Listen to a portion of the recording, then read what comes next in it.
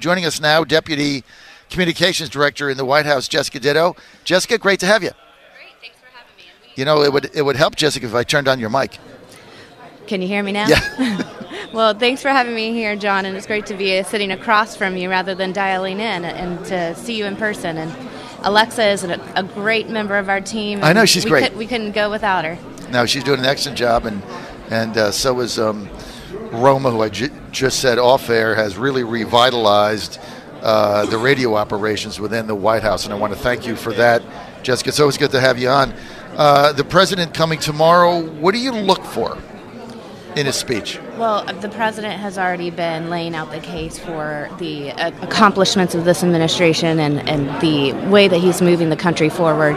So you'll hear from the president the true focus of his agenda, lifting up all working Americans and providing that clear contrast between what he's trying to do to lead our country forward and what the extreme left of the Democratic Party will be doing to push forward socialism, government-run health care, $100 trillion plans to take over our entire economic structure on behalf of the so-called climate debacle that we're going to be facing in the end of the world in 12 years.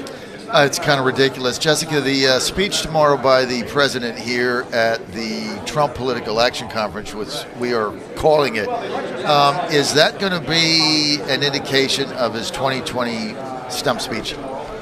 The president has always been communicating about his vision. He's been following through on his 2016 campaign promise, and I just don't see him changing in any way in that form. He's already made the case to the American people through the State of the Union and let the world see what he's going to do to help strengthen America's economy, but also strengthen our peace and security around the world, and was on display this week. Unfortunately, the media just certainly didn't want to see it or pay any attention to what he was truly doing there in Vietnam. Jessica, the president walking away from a bad deal, right? We all know that he campaigned on it. He said he would do that. So we'll see how the diplomacy goes, but he didn't like what was going on.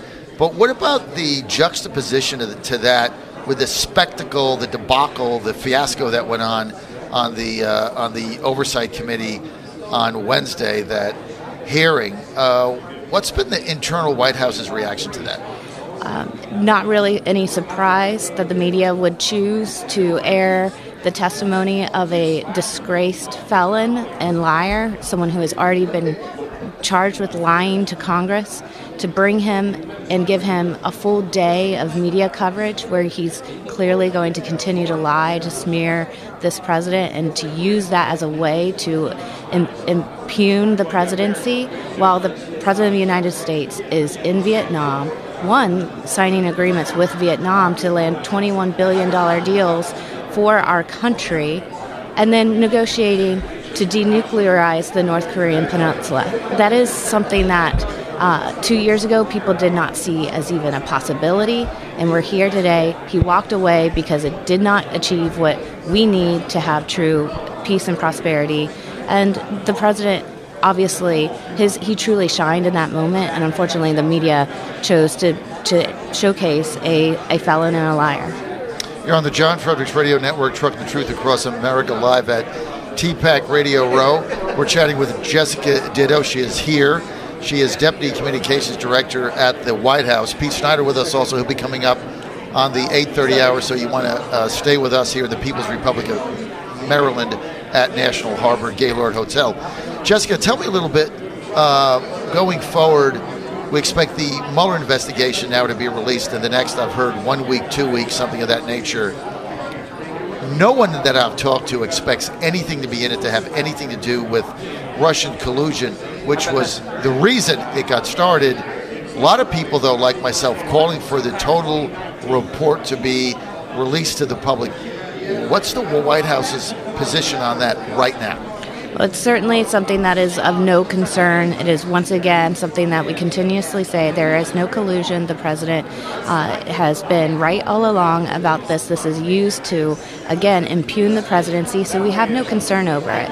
It is simply a tool for the media to continue to disparage this presidency, to defend their losing candidacy and preferred candidate in the 2016 election, and to find a way to continue to impeach the president through their coverage. And so our focus is obviously on making sure that the president's accomplishments. Yesterday, you see our economy reach 3.1% GDP for the first time in 13 years. Our economy is booming. The president's getting incredible results, and nobody wants to talk about that. So the whole focus for us as a communications department and for this at White House is to continue to help the president get his agenda forward, because it's helping all Americans. The tax cut plan that the president has implemented, now taking root, one of the biggest, second biggest lie other than the Mueller investigation that we said perpetrated on the American people, was the Democrats and the legacy fake news media saying the tax cuts were for the rich. I'm getting caller after caller after caller every day doing their taxes now. Reality is setting in, and they're doing a table, and they're saying that they saved $1,000, $2,000, $3,000, $4,000, $5,000. At what point do you think the legacy fake news media is finally going to be able to admit that these tax cuts have been the engine of this phenomenal economic recovery? I wouldn't hold your breath for them to ever concede that, although you are seeing reports. They were desperate to not report the 3.1% GDP Q4. They did not want to showcase that number. They did not want to give the president the credit for reaching that after 13 years of stagnant growth. He also, they refused to admit that the tax cuts worked.